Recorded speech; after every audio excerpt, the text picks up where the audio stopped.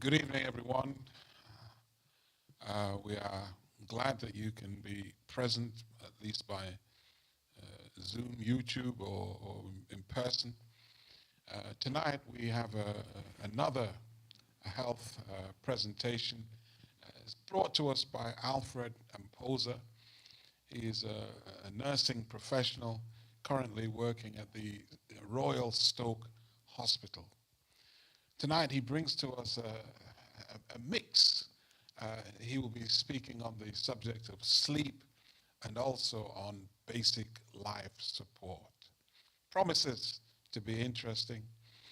I pray that we will pass on the knowledge that we glean so that others can hear this intriguing presentation. Let's bow our heads for prayer. Dear Lord, we just want to thank you that we can meet. Tonight we are praying in a very special way. You'll be with Alfred as he presents.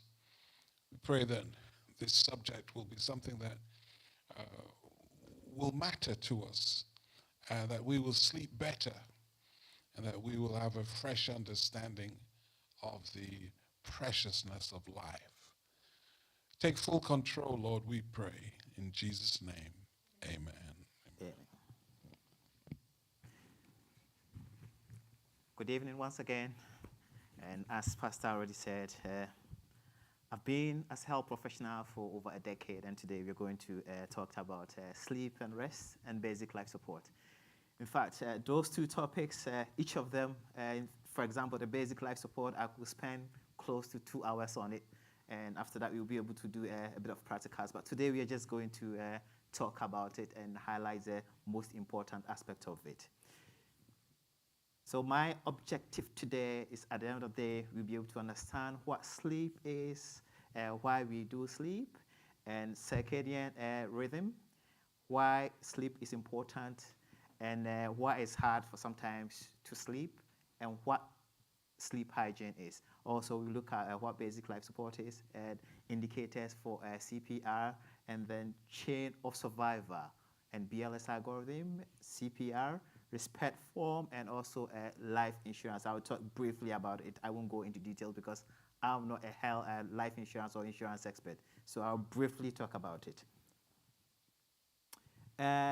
In terms of trying to, give a presentation, any presentation that I'm tasked to, one thing that I always make sure that I do is what I'm saying to you or what I'm about to give you, do you understand it in the same form as I do? So I always tend to go off script to use my surroundings and my environment to make sure that you understand whatever I'm saying to you in the same meaning that I do.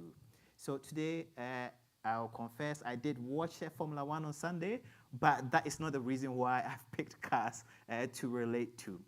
In terms of when we talk about cars, I've got two pictures there that there's no wrong or right answer. Two same cars, two specifications.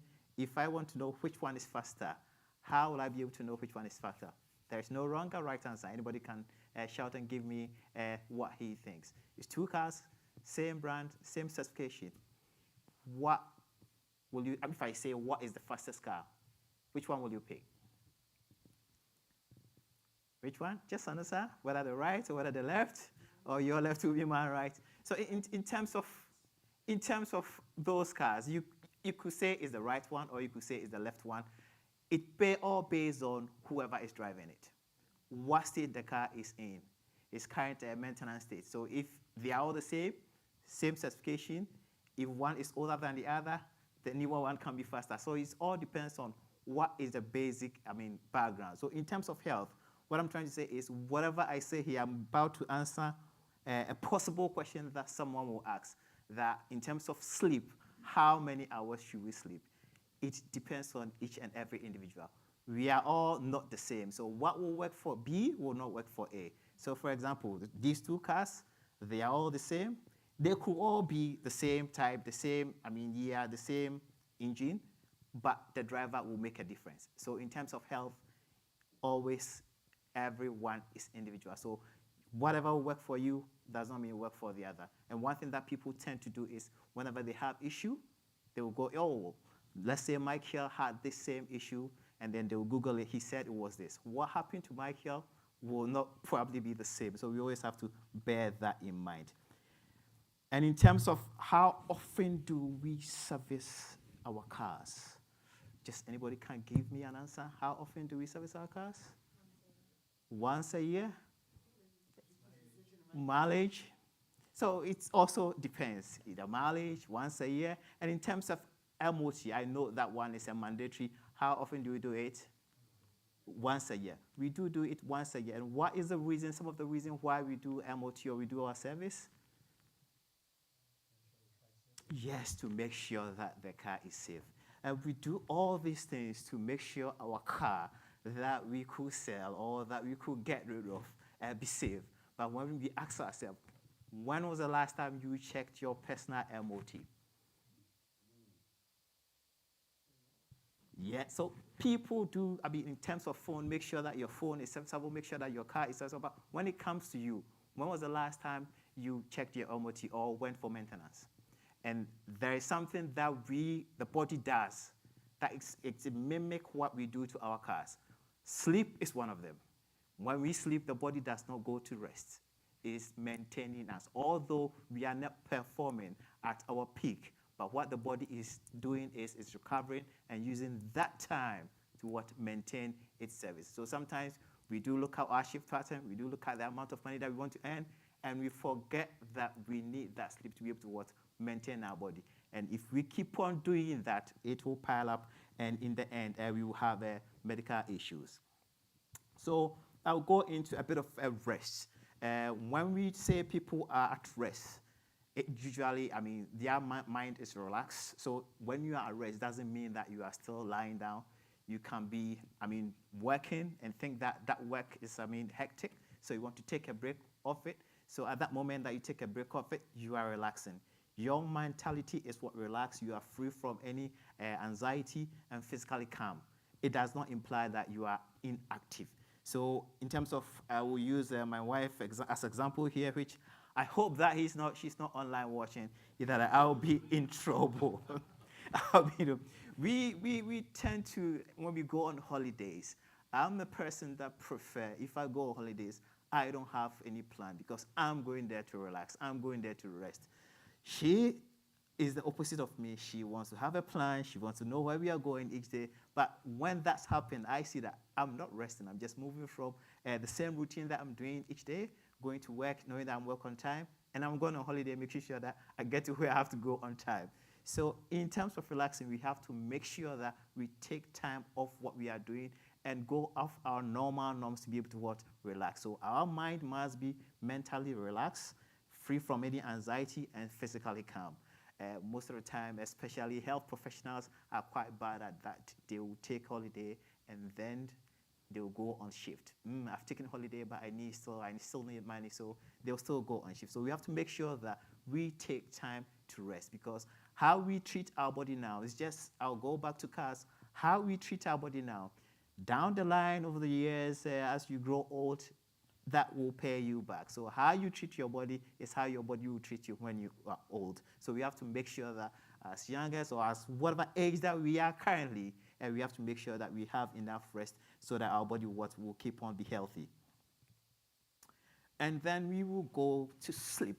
When we say we are asleep, basically it means, you are not aware of whatever is happening. So your consciousness that occurs, you alter your consciousness, state of consciousness. So what I want to make sure that I don't read or I don't give you the scientific or the scientific definition of it, but the layman definition. When you go to sleep, you are not aware of your surroundings. That is what sleep means. And then throughout your sleep, what the body does is it restores whatever strength that you've lost, or it's also try to maintain. So the sleep pattern that we go through, if you go for 4 hours, let's say you've worked for 12 hours and you are going to sleep for 4 hours, you are giving your body 4 hours to maintain whatever you've lost for 12 hours, and sometimes it's not sufficient. So we always have to bear in mind. And most of the time, what we do, we go to bed, we will wake up and we say, oh, I'm not a morning person. It's not that you are not a morning person or you are an evening person, you don't give yourself or your body enough time for it to what? Restore. So in terms of when we sleep, the basic definition of we sleeping is we are not aware of our surroundings, and when we sleep, what the body does is it allows us to physically recover. We have stages of sleep. We have non-rapid, which the non-rapid is itself has 4 stages, and then we have the REM sleep, which is only a single one. So when we go to the non-REM stage, this is stage 1. So when you go to bed, you go through, let's say you are going straight to bed now. You go through all the 4 stages of the non-REM. So the first stage, you will be, light asleep. It will last for a few minutes.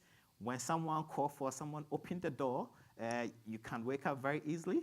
So I always say that this probably when I was younger, this is probably when my grandma, this is the state that my grandma was in whenever I'm told not to go out, and I go and I'm coming back, and you think that she's asleep, and you open the door, and she opens up, where did you go? So probably my grandmother was in this stage. So the stage 1, you don't normally, you are very, very, very light sleep. So anybody can wake you up. Stage 2, is a period of sound sleep. You kind of relax. You can still, someone can still wake you up. It lasts around 10 to 20 minutes, and the body function and vital, signs and everything slows down. So this stage, although you can easily be disturbed or someone can wake you up, but you are in a bit of a deep sleep. And then stage 3 involves a deep sleep, proper deep sleep, and it's difficult for someone to wake you up. And then if someone wakes you up, that's what probably you will be really, really angry with that person. The muzzle is relaxed, and it will last for about 15 to 30 minutes. So you see from stage 1 to stage 4, which I'm going to go on now, the whole will probably last within, let's say, 90 minutes to go through all the 4 stages. So when you go through all the 4 stages, your body will relax, will recover, and it will start the same process again. And stage 4 is very, very difficult. That is the deepest stage. If anything happens, someone can come to your room, walk out, and you won't even figure out what actually happened. And your vital signs at this moment will be low. During working hours, your vital signs is quite at its peak, but when you get to that stage, it's quite low. It lasts approximately 15 to 30 minutes, and you can sometimes, those people that actually find themselves sleepwalking, this is the stage that they are in. You wake up at stage 4, you do whatever you do, you won't even remember whatever happened. They are always in stage 4. These processes actually, it's quite important as your body go through several processes to make sure that it restores your vital organs and also restore your strength. If you wake up, you don't go through the process, and for example, you wake up in the morning, you've gone through, let's say, the 4 process, and you wake up in the morning, and you say you are going back to sleep, let's say, for 30 minutes, and you go down and you lie down. You wake, although you had enough sleep, but because you went back to bed, the process has started, and let's say you get to level 2 and you wake up. You go back to work and you feel like, I'm still feeling sleepy. Because when the process started, whenever you go to bed, your night, your night enzymes will increase, and your day 1 will reduce. So you will still be like, you still need to sleep. You still not have enough sleep. So we also have to be mindful that when we go through the sleeping process and sleeping pattern, and when we wake up, we should wake up. We shouldn't, extend it to a point that we will be in the middle of a process and then we will wake up and then we don't know what to do because we think that we've not had enough sleep. And then we have the REM sleep, which is usually begins about after the 90 minutes you've gone through the stage 1, stage 2, and stage 3. And this is typically a automatic response of rapidly moving your eyes. So after you've gone through the process, you just have to come back and then go through stage 1 to 4 again. So coming back process, this is the stage that you go is very difficult for anybody at all to wake you up around this stage. So you go through 1, 2, 3, 4 of the non-REM, and you go to the REM. The REM, you are totally asleep. Your muscles actually relax. Your gastric secretion will increase just to help digestion, and it's very difficult for anybody to wake you up. And during the REM sleep, each of the cycle will increase. So when you go through one process and you go through a REM sleep and you are going through the next process, each of the cycle will increase again until you get to the morning. Dr. Panda, one what called a doctor, he's a researcher.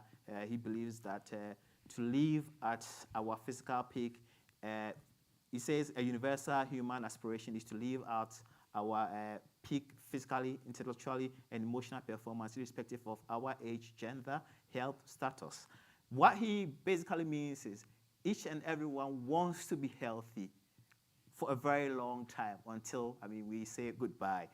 And each and every stage in life, we have what actually we aim for. For example, if you are in school, you aim to be healthy, to be able to write your exams.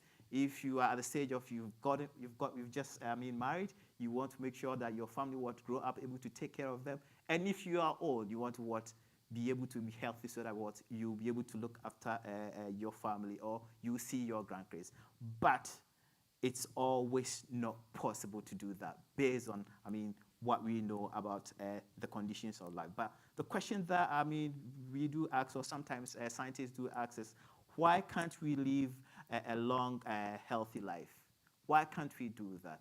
Although what our body, how we've been created, we have something in us that is supposed to help us to reduce the risks of illness that we will get, or health issues, which if we are able to follow, there is no need to have all these medical complications that we have.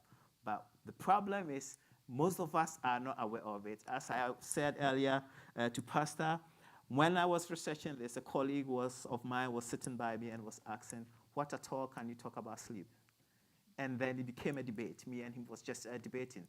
And then he became interested, because as we were reading we were just looking at our face and realized that all the things that he's telling us to do, I think we are doing the opposite. And we are health professionals. Although we know some of them, and we kind of push it to, based on our, pattern of shift pattern, we won't be able to follow. But there is a possibility that we'll be able to guide yourself to do that. And what we've been, it's been put in our system or in our cells that will be able to help us prevent diseases, solve multiple health issues, and as it relates, even when we are ill, it will help us to recover quickly and also help us to live a healthy life. That is what they call circadian, rhythm. The circadian rhythm is something that is called internal body clock, which we already have it. It's something that if we're able to follow, it will aid us, help us to be able to live a healthy life. But most of us are not able to do that because we are not in line with our circadian rhythm.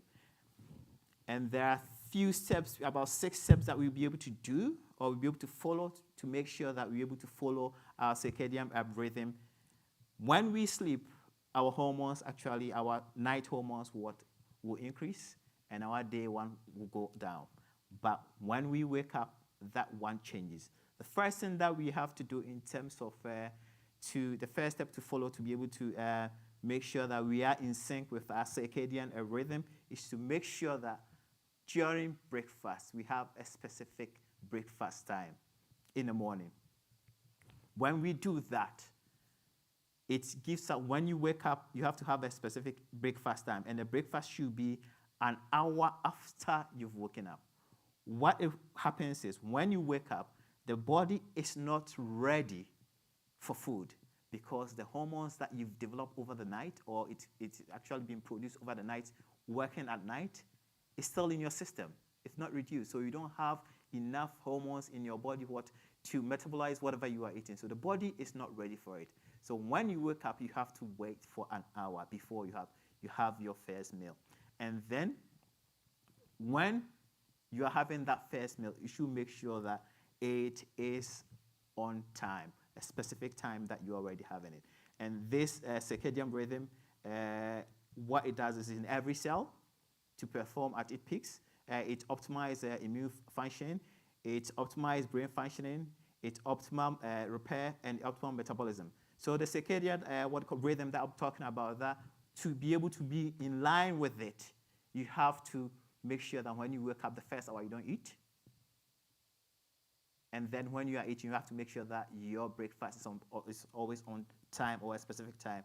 That is what the functions that it does. But it's in the body. You don't need to have a lot of medications. If you're able to follow this, it increase your optimization of your immune system. And some of the, simple illness that we are always having. And when you have, let's say, you have a diarrhea. If it continues, maybe it's a simple one. If it continues for a very long time, it can become severe because you become dehydrated and it will cause you problems. So no matter how little or how small the illness that we are having, we always have to bear in mind that anything that what increases over a period of time can become a problem. So let's make sure that we adjust to the simple things that we could do to make sure our body is in sync with our circadian rhythm.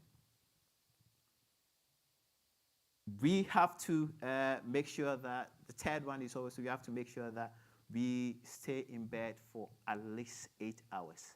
We will be in bed 8 hours. I think the first hour we will probably be in there trying to sleep, and then after that, the 7 hours we'll be having a full sleep. So in order to be in sync, one, you have to eat breakfast at a specific time. You have to be consistent with it. Two, you have to make sure that when you wake up within the first hour, you don't eat because your body hormones, what it's developed or what it's secreted during the night is what is still in your system, and the day one has not kicked in yet. The third one is also you have to make sure that you are in bed for at least 8 hours. And then the fourth one, you should have at least 30 minutes of daylight. How hard is that, having a 30 minutes of daylight? We should be able to do it. And then the fifth one is you have to have a daily exercise in the afternoon. Why in the afternoon? The body actually performs better in the afternoon when you exercise because your muscles will be ready at that time. For example, especially those with diabetes, the effect that your body will have when you exercise, you do the same exercise in the morning and in the afternoon, but the body will function well with what you did in the afternoon than what you did in the morning because the body is at that time is not ready for that exercise. Although you are living healthy, you exercise in the morning, which I already always exercise in the morning. So when I was reading this for myself, I was like, I'm doing something wrong. So you have to make sure that at least you exercise daily in the afternoon. And also you have to avoid, eating heavily before you sleep. At least your last meal should be at least 2 to 3 hours before you go to bed. And then when you also sleep, you need to dim the light. In terms of dimming the light, some of the hormones that you need your body to secrete during the night prefer dim light or darker area. So if you are, sleeping in a very late area or later area, or if a light full blown on, what will happen is those hormones will be secreting minimal. So we always have to make sure that we have a dim light, or if you are not scared, we can sleep in total darkness. So these 6 steps will be able to help you to be in line with your circadian rhythm, which will help you to improve your health over the years. And what the body does so well is how you treat it as you are young. Because sometimes when you are young, especially I remember when I was young, I know I'm fit, I know I'm strong, I know I'm not going to get old sooner. So anything that you tell me about health, it just goes here and just out of the other side. But how you build your body up is the same way that it's going to treat you when you grow old. When you buy a car and you decide not to take it to maintenance, after 10 years, if you still have the same car, the problems that will cause you probably have to abandon it. It's the same process or same principle that their body are used to work. Functions and purpose of sleep. Most of the time that we think that when we go to sleep, we're just going to rest the body, but that is not it. It's psychologically and biologically and cognitively, it works, try to repair itself. Some of the short memories that is gained during the day, it try to store it into the long memory, membranes in the evening. So whatever we are doing during the day, the body catch up with it during the night, and also it maintains it. And also it conserves energy whilst you are asleep. That's why when we are asleep, most of our vital signs are quite low. factors that affect sleep. We all know some of these things. Nowadays, technology is quite all over the place. And how many people here sleep without their phones? It's something that most people actually sleep with their phones on. When they have their phone, it will light up, they will read the message. And remember the process that we went through, REM 1, REM 2, REM 3, in terms of your sleep. When you wake up and you read your message, you've destroyed one of the stages. Now you're about to start the whole process again. So we have to make sure that we have a phone-free lifestyle. Disturb is one of the factors that disturb, as I've said, the mobile phone and stuff. Like emotional stress, sometimes it's not something that we can deal with. Emotionally, we are stressed, and it will disrupt how we sleep. Our environment. I remember my late uncle.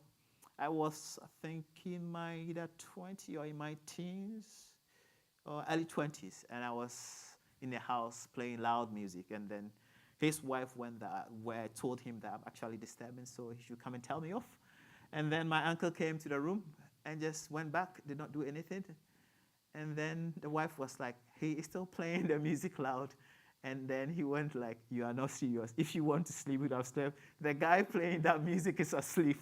So although I was in there fast asleep, she was there struggling to sleep. So sometimes our environment also comes into play. So where we live, where we are, we have to make sure that we create a certain environment that will be able to sleep.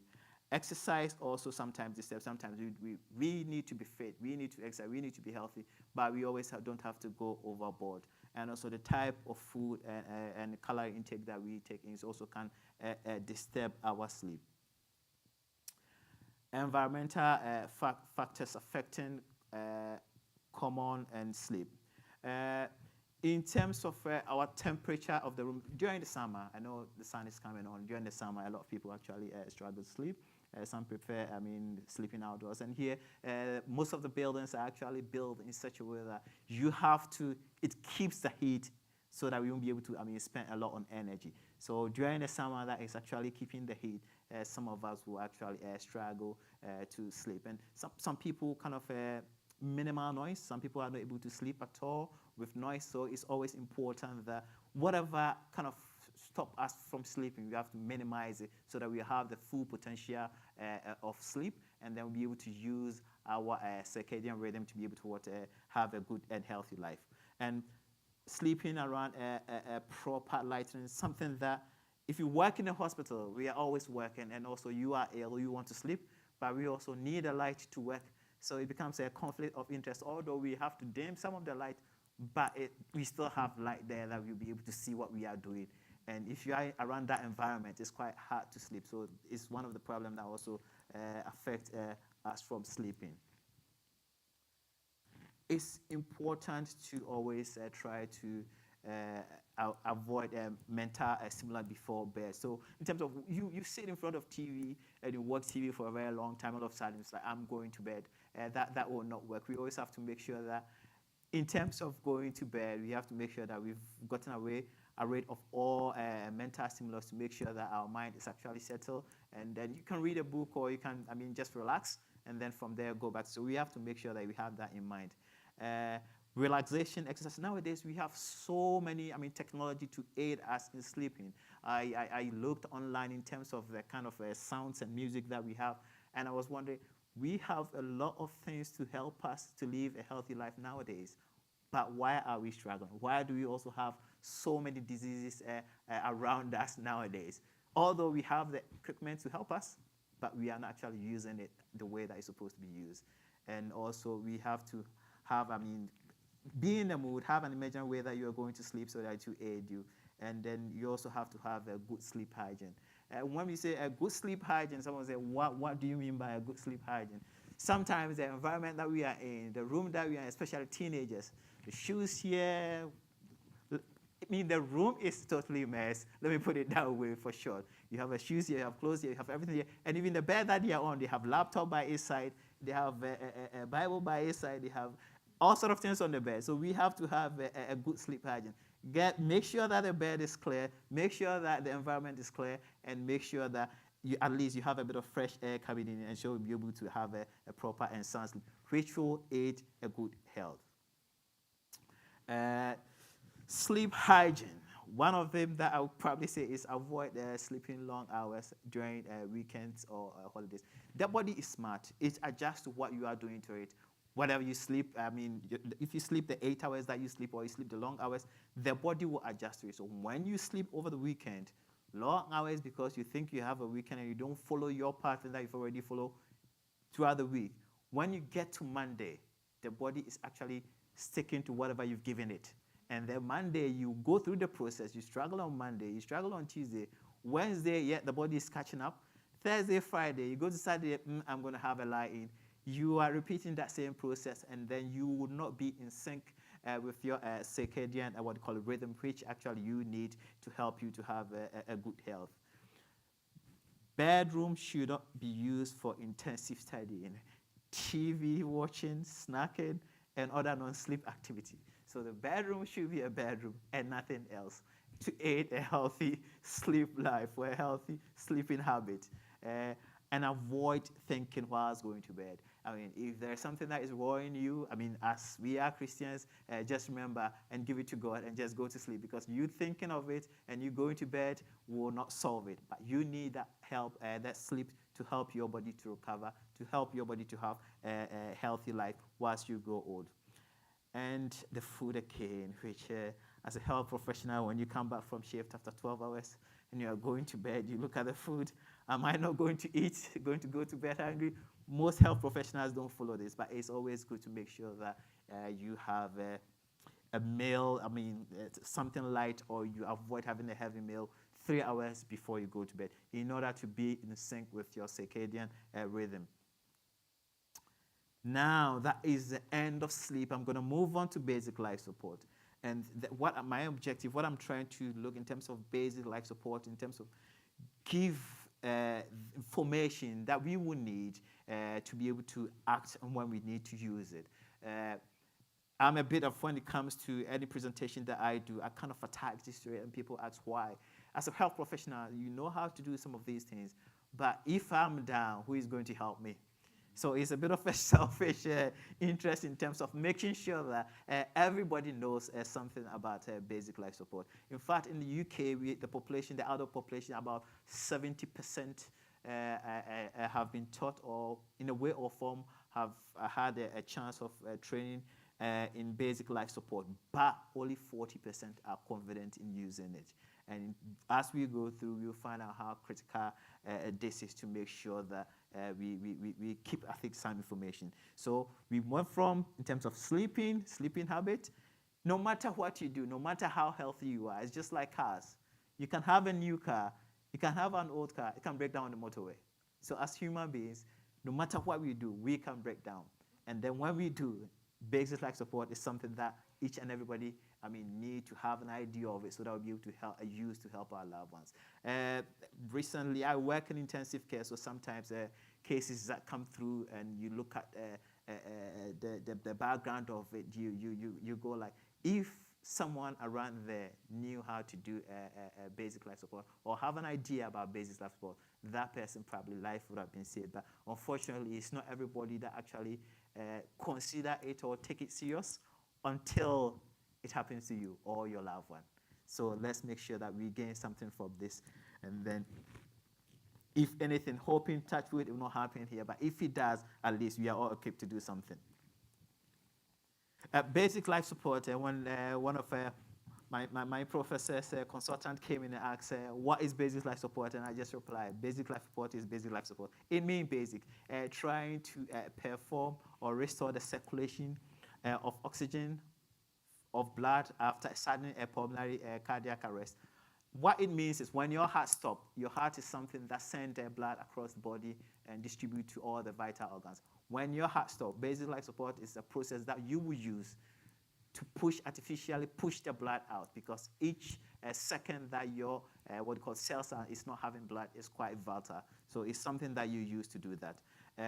It does not include any complication of giving drugs or any invasive skills. It's just basically trying to use your simple basic knowledge to help the body to circulate oxygenated blood. These are some facts that In the UK, as many as about 100,000 cardiac arrests. We have around 100,000 cardiac arrest admission each year that is due to a heart attack, and that is 260 admissions each day, or 1 every 5 minutes. That is how, but because we don't, when you don't see it around you, sometimes it doesn't, become something that you kind of think, oh, it will happen to me. But when you see these numbers, every 5 minutes someone is going with a heart attack. It could happen anywhere, irrespective of your age. It does happen. And in the 1960s, more than 7 out of 10 heart attacks in the UK were fatal. So 7 people out of 10, 7 people will die. But today, more than 7 out of 10 people survive. And sometimes when you look at those numbers, you think that, oh, nowadays we are doing well. But if you look at the population and you look at the amount that is coming in 5 minutes, 1 every 5 minutes, and then we are losing, let's say, 3 people that are coming in. So every 5 minutes, we have 1 person coming in. How many minutes are we going to be able to get, 10 in? Is any mathematician here to help me out? So 5 minutes, we have 1. 10 minutes, we have 2. 15, we have 3. Have you got the number for me? So how many, we've got 1 every 5 minutes. I want to work out for us to get a clear picture that if every 5 minutes we are having, every 5 minutes you're having 1 patient coming with a heart attack, and then we are able to save, let's say 7 out of 10. The 3 that are dying, I just want to have a bit of knowledge in terms of how many people are dying each day out of heart attack. So 50. So if you work it out, you see, significant amount of people are actually dying out of that. It is also estimated that around 1.4 million people are actually living with in the UK who have survived heart attack. So we are doing something well, but it's not good enough. And around 1 million men and 380,000 women actually living globally living with living with a heart attack in the UK. So they've managed to survive. So the reason why, basic life support I always kind of dear to my heart, or I always talk about it, is when cardiac arrest, heart attack happens in a hospital, it's the best place to have it, because you have all the equipment, you have all the resources, you have all the personnel that can deal with it. But when it happens outside the hospital, what happens? Because there is no one there that actually. So if each and everybody had an idea what basic life support is and how to deal with it, it gives us a chance of actually, the person a chance of actually surviving. Cardiac arrest is a critical medical emergency, and the heart, basically what it does is the heart stops pumping blood around the body. Unless treated immediately, you are going to die within minutes. You don't have, I will say, after 10 minutes, if nothing has been done after 10 minutes, you are on the verge. Because if virtually, I will say, it is doable after 10 minutes, but sometimes it's quite difficult. If nothing has been done after 10 minutes, you probably die. And even if you don't die, most of your vital organs will not be functioning. After 15 minutes, it will be a miracle. Sometimes a patient will come in, and normally the doctors will ask, what was the downtime, meaning the time that nothing has been pumping around, blood has not been pumping around the body, and they will say 20 minutes, and they will come and he's sitting down eating. It's like every doctor will be coming in, come and see that person. How did he manage to survive? So it become like a star. So it's quite important that we have a bit of idea in terms of what to do when people have a cardiac arrest.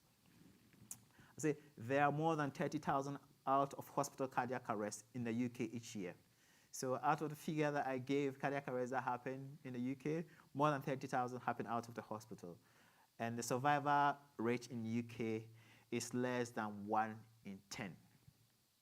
That is the survival rate. So those that happen outside, and most of this because people have no idea in terms of basic life support. What should I do? And if they are doing it, are they doing it properly? So that is where the problem always lies. Every minute that we don't have any, what do you call it, cardiopulmonary resuscitation or defibrillation, it reduces your chance of survival by up to 10%. So every minute that nothing is done about it, your survival chance reduced by 10%. So let's say you got 5 minutes. 1 minute you do not do anything, 10 gone. 2 minutes, 10 gone. 3 minutes. So if you have 5, you've got up to 50% chance gone. So you've got 50% to survive. That's why I say when you get to 10 minutes, it's a miracle. So 50 minutes is mostly impossible. But if we are able to learn how to deal with it the basic way until you get help, until you get support, is quite important. Basic life support, it can be provided by basically anybody at all can provide a basic life support. It does not involve any immediate or any equipment or any medication at all.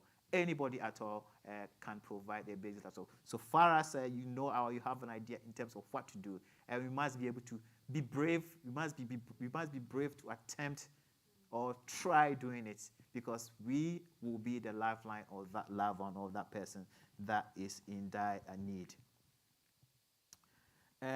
Cardiopulmonary resuscitation, basically, we create, as I've already explained, we create artificial way of sending blood up and down the body, and we do that by doing chest compression and making sure that the person's vital organs have oxygenation. The sooner we start CPR, the more likely that the person will survive. It's quite important that if we find out that the person is not breathing, and we will talk about it as we go on, or the person is not in a normal state, that you know that person, just start, because CPR is something that if you start and the person is awake or in there, he will push you away. You push you away because it's something that you will see some of the side effects of CPR as we go along. Some of the indicators is basically when you have a cardiac arrest, respiratory arrest, or the combination. You can have both of them. When you see that, straight away, just start CPR. And we normally use an approach of, we call it CARB. But basically what it means is, in terms of medicine, we normally look at what will kill you first. That's what we deal with. So in terms of you having a cardiac arrest or having a respiratory arrest, what will kill you is circulation, because you are not having enough oxygenated blood pumping around your body. So that is going to kill you first. So that is the first thing that we look at. And then the next is airway. We make sure that your airway is clear. And then if you need to give you respiratory breaths, we can do that. And then we also have to monitor your breathing. And then the last one is defibrillate. We have to make sure that we have. I've looked around. I've not seen any defib here, which the health team will actually check. Maybe they have it somewhere. Actually, it is very important to have it. And as we go along, we will see what role that it plays. So this is a chain of survivor. The chain of survivor in terms of having a cardiac arrest or respiratory arrest. The early recognition is quite important, that we recognize it early. So if someone is, sometimes someone will be there and all of a sudden will go quiet. So we have to always be mindful of our surroundings and the people that are around us, because if we are able to recognize it early, we'll be able to actually prevent it actually happening. Someone, although will probably be diabetic, will go hypo, and if you don't find out on time, it will lead into probably cardiac arrest. And early CPR, as I've already said, the chain of survival, if you recognize it early, is very important. And also you have to make sure that CPR is actually attempted earlier. If the person is not in any state for that to be performed, he will personally push you away. And always you have to make sure that you have early defib. Defib is basically is electronic, what they call it, signal that is sent to try to restart your heart. And then post resuscitation care, mostly that time, hopefully you have a qualified or health professional there to take over from that. The survival chain I've already explained: early recognition, early CPR, early defibrillation, and then early post-resuscitation care. So under early recognition, these are some of the things that I actually picked along as I go along. What we normally tend to find out is people don't actually recognize it when it's actually happening. What do we mean by recognizing it? These are some of the signs that you will see when people are actually about to go into cardiac arrest. Either they've actually collapsed or passed out, their mouth will go blue or their skin will start changing blue. You know that their body is not pumping enough oxygenated blood around. They will be unconscious. They will be staring into space. So when the person is staring into space and not doing anything, it doesn't mean that because the eyes is open, his heart is pumping blood around or he's active. Just try and start the CPR. And sleeping won't wake up. So sometimes they will call the 999 or whatever, but 999 want to do it. Is the person unconscious? If someone is sleeping and won't wake up, it's classified as unconscious. So if you look at the appearance and that person is there, you are trying to wake him up, although you think that he's breathing, but he's not breathing, just tell them he's unconscious. It's one of the things I realize that people actually mistaken it for, the person, although he's breathing, but I can't wake him up, so he will be all right. It's best to get them on their way, because when you call 999, they are not going to come there, although they will not actually give you a time, but they will get there as fast as possible. But if you are able to do something or call them early, probably they will be there before anything fatal actually happened. And if the person is twitching, when someone is conscious, they actually will do a purposeful movement. So if a person is not moving his arm or twitching and it's not purposeful, is actually having a cardiac arrest or is in dire need. So just try and start CPR. So early recognition is quite very important. And another, thing that early recognition that I will probably talk about in terms of breathing pattern. When someone calls, you think that he's breathing. Is the pattern normal? If it's not, the pattern is not normal, you need to call for help because it's not normal. If the breath is weak, probably he's going to go into cardiac arrest or respiratory arrest very soon. So try and call help as early as possible. If he's groaning and making funny noises, it's not something that is normal. Call for help. If it's shallow breathing, gasping, or struggling to breathe, just call 999 or call for help or start CPR whilst you're waiting for. But always make sure that as you go through the process, the BLS, algorithm, it's important always to call for help before you start anything. Because when you start there, it's very, very crucial that you don't stop until you've got help that you need. Always have that in mind and make sure that you will call for help before you start anything. So if the person is not breathing, automatically call for help. This is the action for performing adult CPR. When someone or you realize someone has passed out, it's quite important to make sure that when rushing to the patient to try and help that patient, you assess the safetiness of that environment.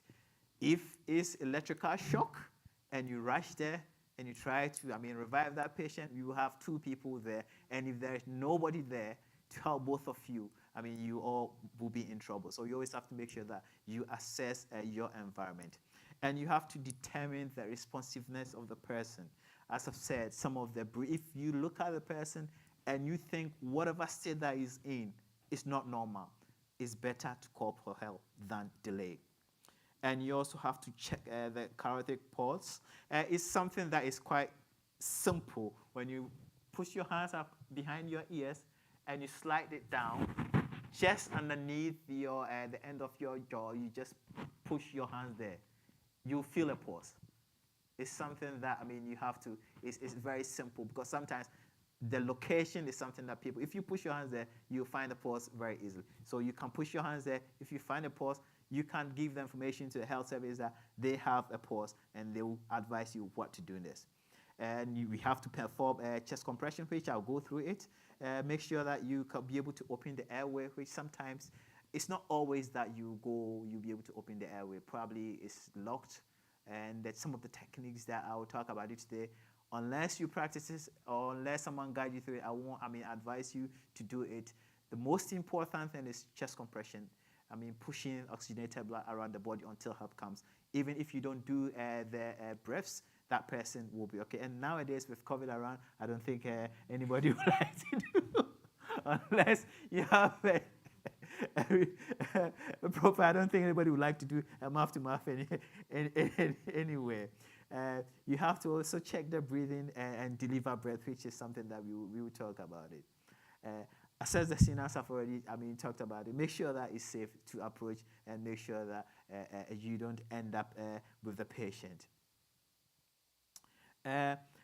You assess the patient's responsiveness. You have to shake the shoulder and speak to the person. When someone pass out or someone collapses and you're approaching that person, it's always very important to go from feet up, approach that person that way. Because imagine you passing out, the first thing you saw, you were there alone, and you wake up, someone is just standing behind you, on top of you. It's not something that maybe your reaction probably will be different. You can punch that person. What are you doing here? So you always have to make sure that you approach the person from the feet, so that when he wakes up, he will actually see that you are trying to help. Because if you are behind there, he doesn't know what you are doing. His reaction probably will be different. And then you ask that whether the person is all right, and you physically look at him to make sure that, sometimes they will say, I'm all right, but when you look at him, is he all right? If he's not all right, just call for help. It's better to be safe than to be so. Just call for help. You check the torso and you check the chest for movement. So when you are breathing, everybody know your chest go up and down. So you just check to make sure that that system is working. If it's not up and down, there's something, totally wrong. And breathing should be simultaneously. So we breathe, we know how we breathe. If you look at it, it's not normal. It takes one breath and then wait for, let's say, a minute or a second or so, and take another one. No, that person is in trouble. So always make sure that you physically, observe the patient. And if you think it's not normal, just call for help. Is breathing effective, or is resuscitation needed? That is one thing but I always say that both of them is actually at that point when the person is in trouble, they need it. But if you cannot give the person any breaths, it's important to continue the chest compression and move on, because it's important to give the organs the oxygenated blood that they need, and any delay can cause a problem for the patient. And how we do it in terms of when you're assessing the patient, something that you check if the person is breathing is, we call it look, listen, and feel. So you look at the chest. What you are doing is trying to make sure that the chest is going up and down, having a normal breath, and then your cheeks are around his mouth to make sure that something is coming out and you can feel it. And then you also listen in terms of how the person is breathing. You have to make sure that you combine, all the three skills to be able to assess if he's breathing effectively. I've already shown how to, as you can see, the carotid artery, where you can find it there. I've already shown you how you'll be able to find it, and make sure that it's probable within 5 to 10 minutes. And you'll be able to, when it's very strong, you'll be able to, even if when the person is quite weak, it's one of the arteries that is quite, in terms of when you try, it will be palpable, so you'll be able to check it. You shout for help, which at this moment, I think everybody nowadays have a phone, so when you go, you assess the place, you've checked the safeness of the place, you assess the patient, you think that the patient is in trouble. The first thing you do is call for help. There's no need in starting, then it's okay, I've had a bit of chest compression, and then I'm going to call for help. You also have to make sure that you call for help immediately, because the longer you take to call for help, because you don't know the state of the ambulance, how busy they are. So if you call them now, probably, let's say, it's supposed to be there within 7 minutes for cardiac arrest, probably you call it now, they'll be on their way, and before you know, they are there. But if you delay and you call, let's say, 5 minutes later, now they have to add another 7 minutes. So you exceed that 10 minutes threshold. And the chest compression that you guys are having at that time, is it appropriate? Is it adequate? Is it something good? Nobody knows. So we also have to make sure that we call for help early. And this is something that I always say, I call it the critical combo. If the person is, unconscious, fainting, choking, or, if they're choking right now, or if he's not breathing or out of normal, as I was saying earlier on, if he's having any of this, just call for help. If there's no pulse, when you check and you can't find any pulse, call for help and start CPR instantly. And CPR, we always say, they'll show you how to do it. They'll tell you to put your hands together. And this is what is on the picture. You have to put your hands like this together. And then you have to make sure that your arms are stuck. Because when we are doing CPR, we are not using our arms. We are using the shoulder and the body to exert force, which in fact, when you push your chest, if you try to put, it's something that is stiff, hard. So trying to use your hands up and down will not be what possible. And I think I'll tax the health team of Coventry Central to actually organize a practical CPR session, which will be interested. And I know Coventry North is probably watching and saying, Brother Alfred, we will need the same thing. So CPR, to start CPR, you have to place the patient in a supine position on a firm and flat surface. Supine position, basically lying on your back. And that's how you have to place the patient and make sure that it's a firm and hard position, because you are going to perform a hard compression, which you need a firm surface to be able to do it. And you have to kneel down to the patient and locate the position where the chest compression can be performed. It's on the sternum, but normally people actually struggle in terms of this is a supine position.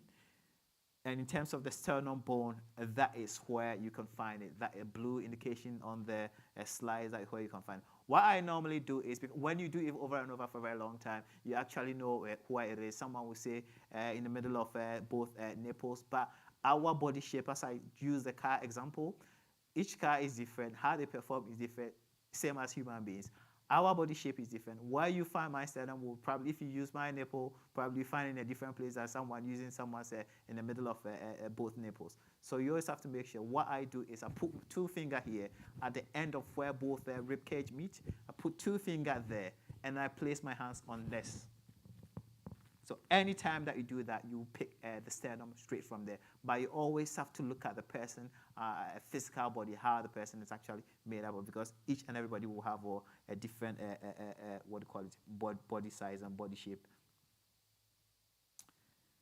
You lock your arms. That is where I indicated first. To lock your arms, you lock it like this, and you place the heel of the hand over here on the sternum, because you are going to perform a very hard task. I think we had a young man here which is actually not seated. Okay, he's gone at the moment. I would have let him come here and do probably a 2-minute press up for us to see if you'll be able to do 120 press ups within 2 minutes.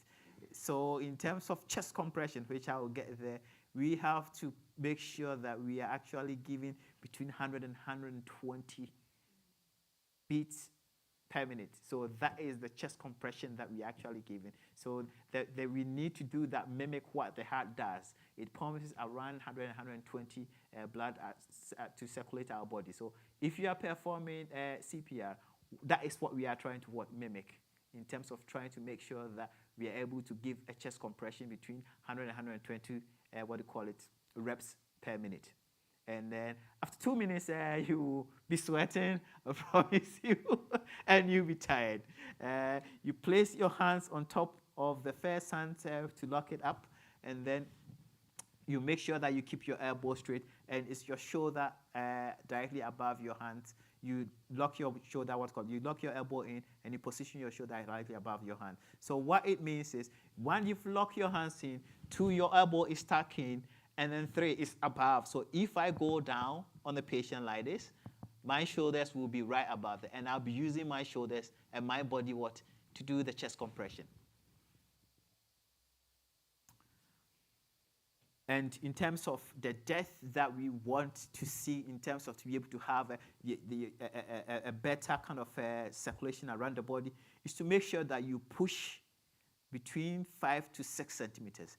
This is a hard bone. So trying to compress to make sure that you push your sternum between 5 to 6 centimeters is kind of a hard task. But that is what we need to do to be able to push or circulate oxidated blood when we are actually in cardiac arrest. And when we are doing that, we have to make sure that we allow time, because we are mimicking what the heart does. When the heart pumps blood, it allows it to recall and fill with another blood and just pump again. So as we are doing CPR, that is what we're actually mimicking. So we have to, some people have, there is a song that some people actually use to teach, is Staying Alive.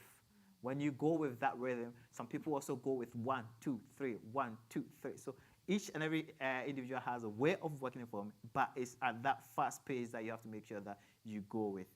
you allow only minimal interruption, because when you start CPR, every vital organ is dependent on oxygenated blood. And any minute that is not having it, it's actually, either dying. And when a cell dies, there's no way you'll be able to revive it, especially a dose in the brain. When you have, some people will come in, they will have a chest compression, but because there was a bit of delay or a bit of interruption, and they will have a brain damage. And if that happens, the possibility that you'll be able to live a meaningful life or survive is quite slim. So we also have to make sure that we leave minimal interruption when we are doing chest compression. And the chest compression that we deliver is 30 chest compression. And as I've already said, you push hard at a rate of 100 to 120 compression per minute. So if you are doing that for 2 minutes, you've actually done 240 compression within 2 minutes. And if I say do 100 press up within a minute, it's not even easy. So to do that, and it's quite important to make sure that we also have to bear in mind that our body shape and composition. There are some people that it's easy to do CPR on them. There are some people that it's actually hard. And even in the hospital that we have professionals that do it all the time.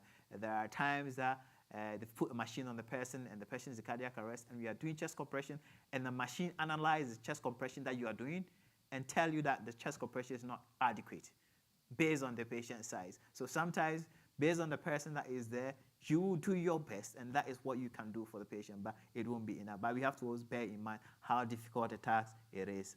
And it is important that I'll probably say that as a church probably suggest that every year you kind of do this twice for people to get used to it, because it's something that it's a skill that if you don't use it often, you lose it. And even in the hospital that we have clinicians, sometimes CPR, cardiac arrest will happen, and then some of them will probably be running away or going away away from it because they've not practiced it for a very long time. What they don't want is to risk, putting the patient in that situation or not able to perform as expected of them.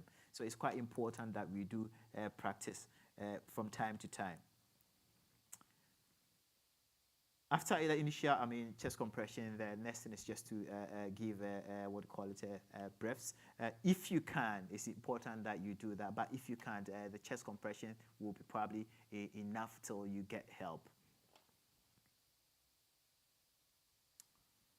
In terms of doing that, we have a way of doing it: head lift, head tilt, chin lift, which I'll show in a picture how we do it, because it's not everybody that you'll be able to open their mouth, but if you're able to do it, that's what you do. Because if the person have a spinal injury, you won't be able to do the head lift, chin lift, head tilt, chin lift. And jaw thrust maneuver is something that if you've not been trained, I won't advise you to actually do it, because basically I'm pushing my hands under the end of your jaw and just bringing it forward. Just what I would say, probably won't say breaking, but I'm just releasing it. But sometimes you do break your jaw just to make sure that I'll be able to give you the rest that you need. So we have to make sure that if we are not confident about it, and if you think that the person have a spinal injury, just do the chest compression and just leave it as there until help gets there. So the only way or only time that you'll be able to stop CPR is when you start, until you have the help arriving, or the victim has started breathing, or you are physically exhausted. Either than that, you don't stop. Because when you are physically exhausted and you are not doing it appropriately, then you are not doing anything anyway. So it's important to stop. But always when you start CPR, it's something that you don't stop. And in terms of health professionals in hospitals, we are a lot there. So we run turns. When you are on it and the machine assesses that you are not doing properly, the next person will jump on it. So there are some environment that you will be able to do it among yourselves. So if it happens in the church and there's majority of people here that are trained, it will quite of course helpful that everybody will chip in to make sure that we save that person. So it's important that as a group or as a church, we do, take our basic life support seriously and try and do it twice annually, so that anything that happens here, we'll be able to deal with it.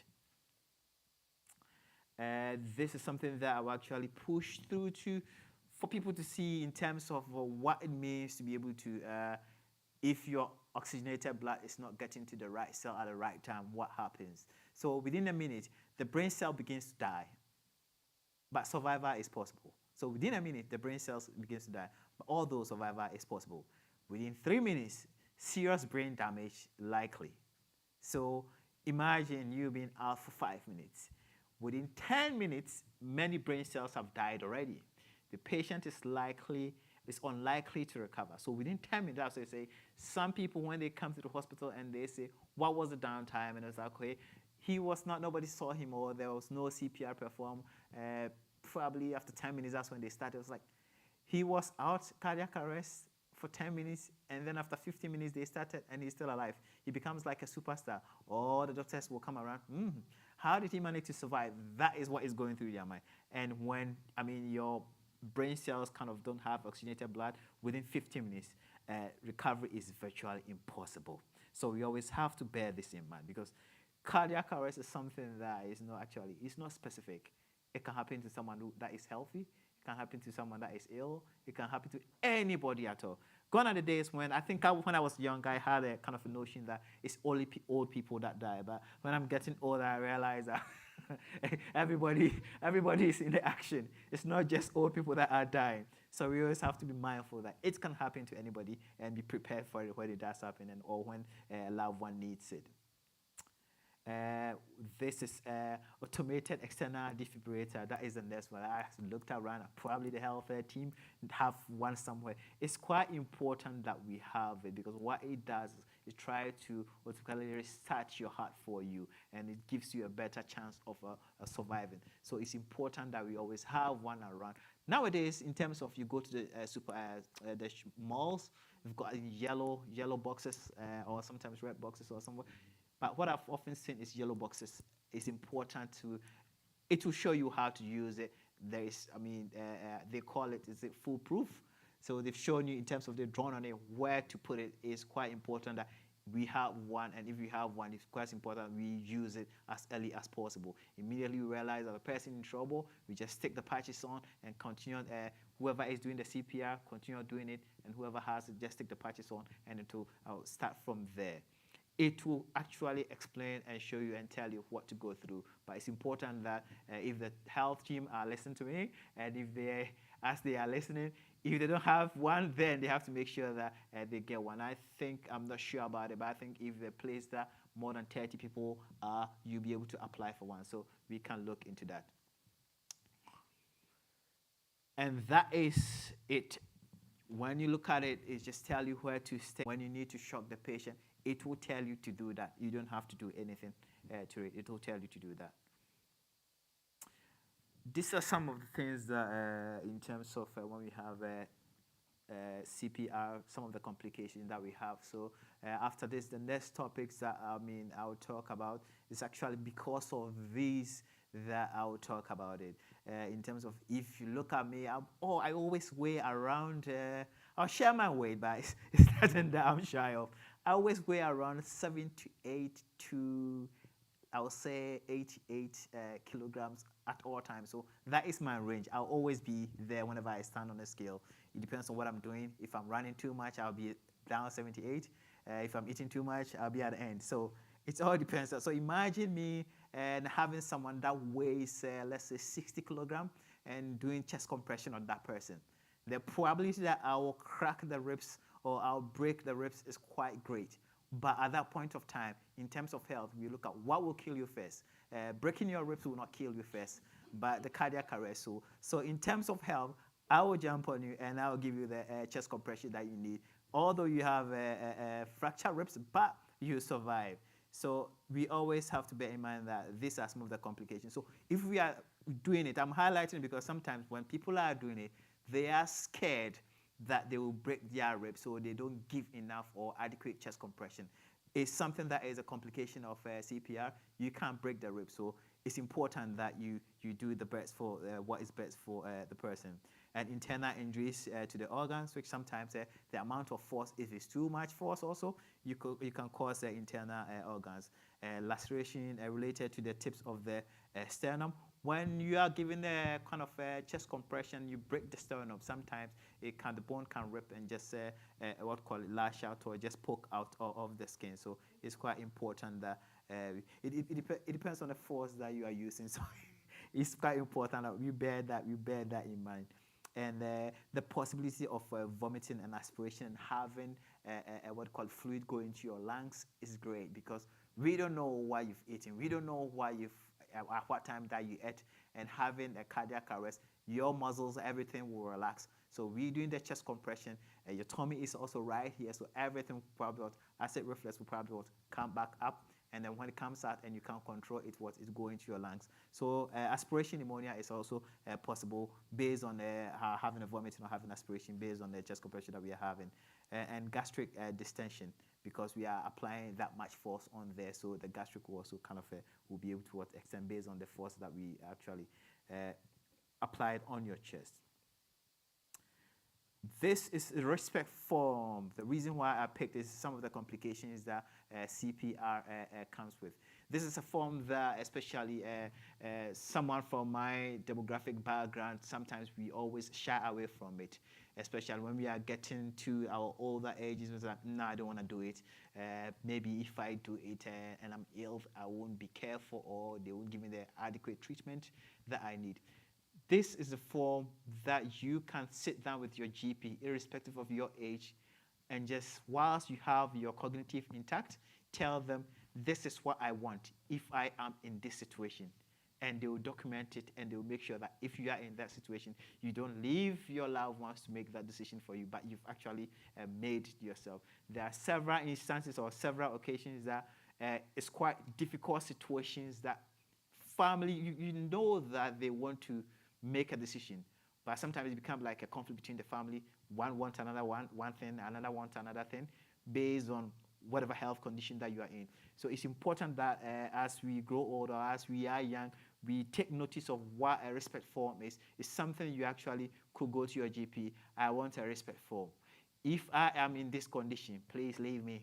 Don't touch me. Or if I am in this condition, give me all the medication, all the help that you need. Never stop. So you can pick it up and go to your GP and just, or you can go to your GP that I want to fill this one out. It's something that you can also change it at any time that you want. But when you talk to people about respect form, they actually shy away from it, or they think that people that has a complication of medical complication that need to have it.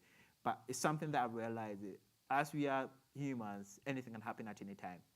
Do not wait till you have medical complications and leave your loved ones to make those decisions. So if something that you have in mind or you don't have in mind, that's fine. But if something that you have in mind that you want to happen, you can go to your GP and request it, and their respect form will be on your notes. So any hospital that you go, if anything happens to you, has you got a respect form? That is the first thing that they will say, okay, yes, what does it say? So they will look at it. It's your own decision, what you've made, and they'll make sure that they will apply. And if your loved ones come there, they will tell them that, yeah, mostly we advise that in order to do that, let your loved ones know that with me, if this happens, this is what I want to happen to me, A, B, C, D. Sometimes you can go to the GP with them so that it doesn't become like you actually or the GP convinced you to make that decision, but you actually made your own decision, discuss with them, go with them, they are aware, so that when it comes to that moment and it's being implemented, they will have a peace of mind. It's quite very important, because there are a lot of incidents or cases that I've actually come across that I think that if the people have made sure that there was a respect form, there wouldn't have been any argument or whatsoever, but the respect form would have been followed accordingly. And you can change it whenever you want to. And this is, I'm not an insurance expert, but this is something that I've come across as I've spent time at almost a decade in the health profession. This is actually a friend of mine that he was in charge of an association that he was their president, and he's from Ghana as well. We went to the same secondary school, and over the years that he was in charge of, he went to Prempeh College. Prempeh College, he was the Amposah, we call ourselves Amposah, he was the UK president. Over the years, he realized that whenever we lose someone, we will go and the person will have no insurance or whatsoever. So he realized that it's a problem for most people that they have no idea what life insurance is, what health insurance is, and then where they are in trouble or when they've gone, they leave their loved ones. And also working across for a decade in the hospitals, one thing I realized is when someone dies, sometimes you see someone really crying their head out. It's not about the loved one that is gone.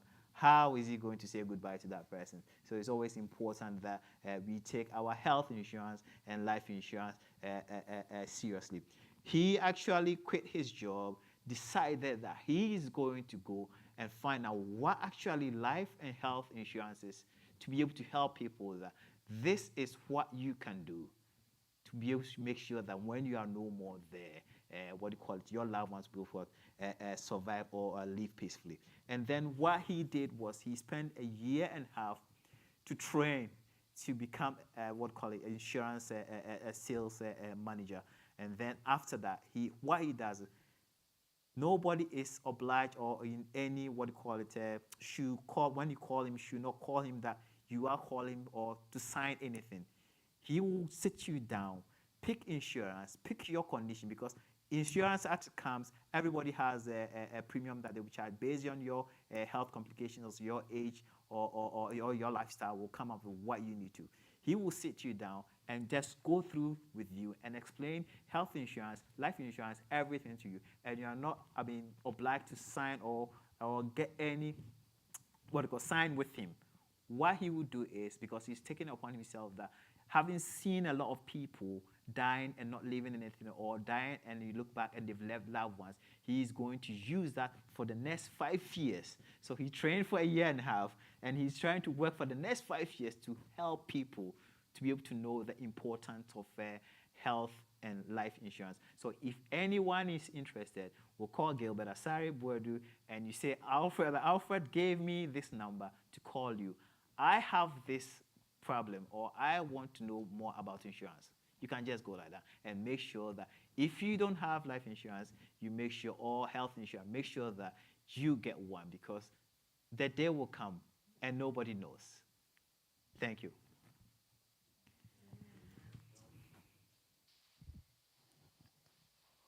Wow. We want to thank Alfred for this presentation. Very sobering, telling us how best to sleep, telling us how when there's an accident or when there's a situation, how to do this CPR and what to look for, what to check for, and also the importance of making sure that you have prepared for the inevitable. Thank you, Brother Alfred. Let's just bow our heads.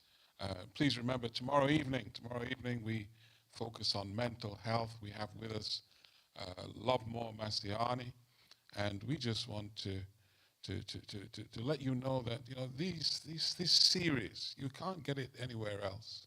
It's limited edition. Look forward to seeing you tomorrow. Let's pray.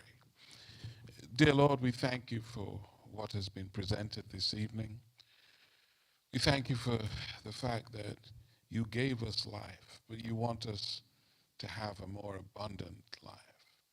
Lord, help us to take these principles, put them into practice, and help us to recognize that life is not guaranteed. Tomorrow is not guaranteed. But Lord, help us to focus on the fact that you are the giver of life. Help us to dwell on these things, we pray in Jesus' name. Amen. Good night. See you tomorrow.